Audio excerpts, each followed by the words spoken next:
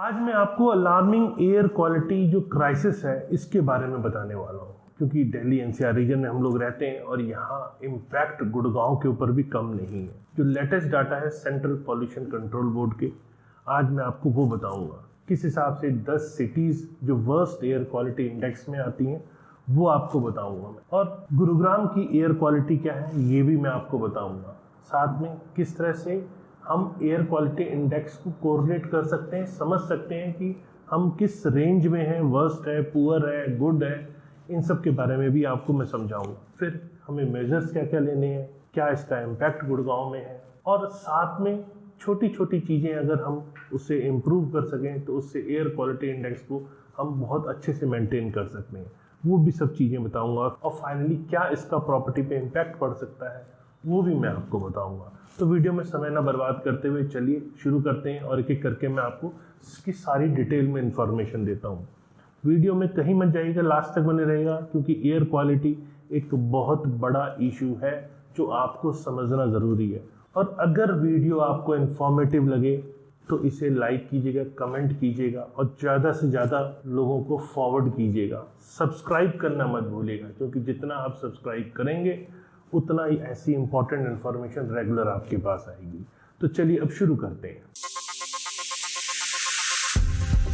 नमस्कार, मैं हूं Pradeep Mishra. The property Mishra show में आपका स्वागत है। यहाँ हम आपको प्रॉपर्टी और प्रॉपर्टी मार्केट की हकीकत बताते हैं, नो बकवास, डायरेक्ट काम की बात। चलिए शुरू करते हैं। टॉप 10 जो सिटीज हैं जहां वर्स्ट एयर क्वालिटी इंडेक्स है, पहले हम उसकी बात करते हैं। जी हाँ, सबसे ऊपर नाम है ग्रेटर नोएडा का। यहाँ एयर क्वालिटी इंडेक्स 354 है। फरीदाबाद दूसरे पायदान के ऊपर जो कि 322 है। वहीं दिल्ली तीसरे पायदान के ऊपर है, जी हाँ 313। मुजफ्फरनगर 299, बहादुरगढ़ 284 और मानेसर 280। इसके बाद नंबर आता है कैथल का, जहाँ एयर क्वालिटी इंडेक्स 269। वहीं बल्लभगढ़ जहाँ एयर क्वालिटी इंडेक्स 264 है। भरतपुर की बात करें तो यहाँ पे 261 है और भिवाड़ी 261 के ऊपर है। इसके बाद जो शहर आते हैं वो इन 10 सिटीज से बाहर है, लेकिन मैं वो शहर बता रहा हूँ जो हरियाणा के अंदर है। यहाँ भिवानी 241 है, करनाल 217 है और कुरुक्षेत्र 208 पर है। अब बात करते हैं गुरुग्राम की एयर क्वालिटी की। ये तो तय है कि ये टॉप 10 सिटीज़ में गुरुग्राम का नाम नहीं है, लेकिन है तो दिल्ली एनसीआर में। इम्पैक्ट तो उसके ऊपर भी आएगा कहीं ना कहीं। पॉल्यूशन जैसे इश्यूज जो अलार्मिंग इशू है गुरुग्राम की एयर क्वालिटी को भी खराब कर रहे हैं। 10 सिटी में नाम होने का मतलब ये नहीं है कि ये गुरुग्राम पूरी तरह सेफ है।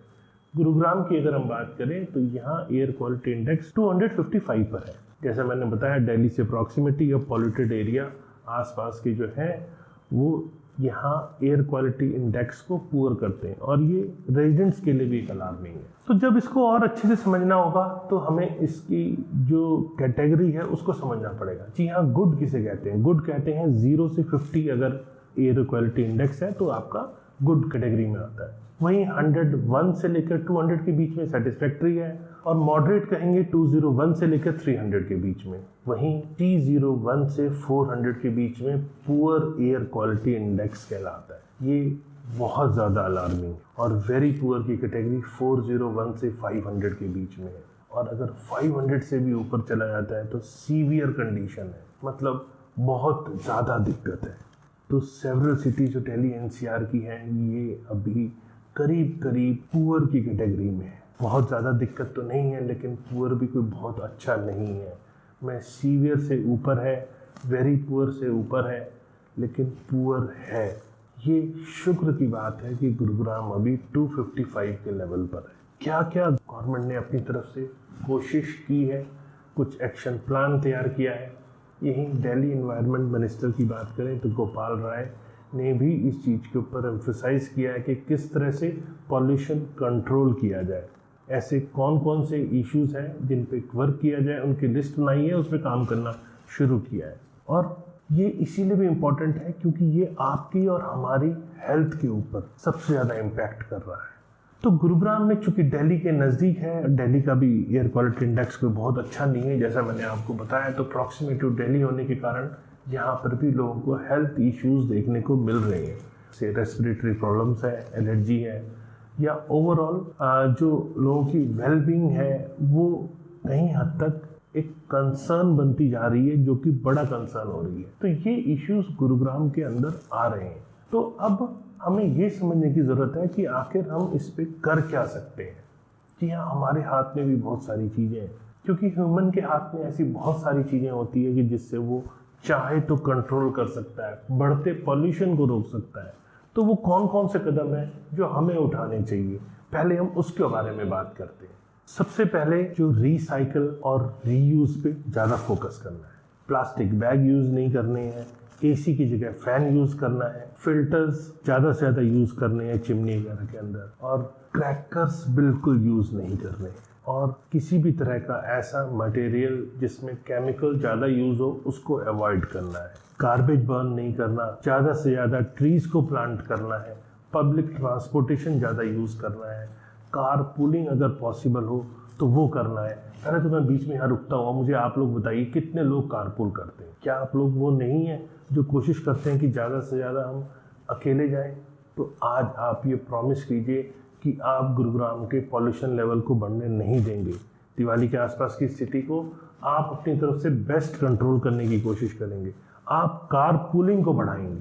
जितना कारपूल बढ़ेगा उतना पॉल्यूशन लेवल इम्प्रूव नहीं हो पाएगा, यहाँ मॉडरेट के लेवल पे रहेगा।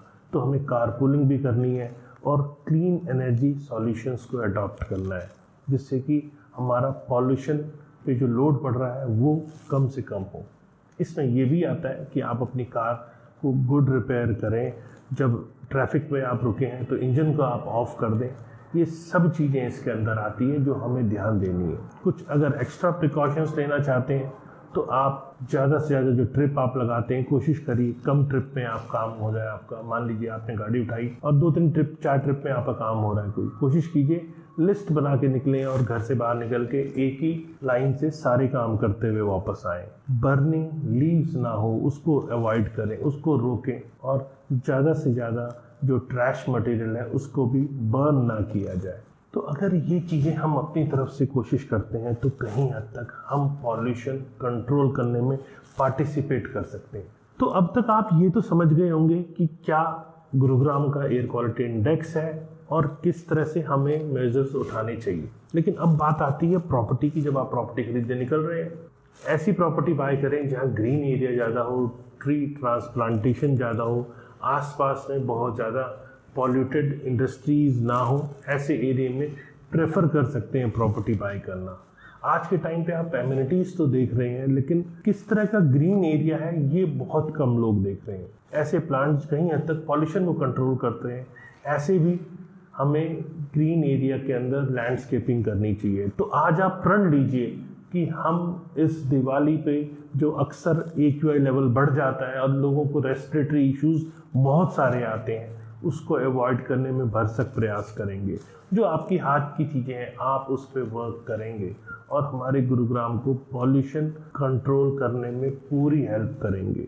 सबसे ज़्यादा आपके हाथ में जैसे ग्रीन एरिया डेवलप करना या कार पूलिंग अवॉइड करना, मैक्सिमम ट्रिप्स को, वो सब चीज़ों को कंट्रोल करके इस पॉल्यूशन से अपने आप को और अपने मिलने वालों को बचाएंगे। और प्रॉपर्टी के लिए तो मैंने आपको बता ही दिया, अगर आप खरीदारी कर रहे हैं तो आप ज़्यादा से ज़्यादा जहाँ ग्रीन एरिया मेंटेन किया जा रहा है, ग्रीन प्लांटेशन की जा रही है, उन एरियाज़ में आपको प्रॉपर्टी बाय करनी है। तो उम्मीद है आपको मेरा ये वीडियो पसंद आया हो। अगर वीडियो पसंद आया तो लाइक कीजिए, कमेंट कीजिए, शेयर कीजिए, जिससे ज़्यादा से ज़्यादा लोगों के पास इन्फॉर्मेशन जाए और वो प्रॉपर्टी खरीदने से पहले हर एस्पेक्ट को समझकर फिर ही प्रॉपर्टी खरीदे। नमस्कार एंड जय हिंद।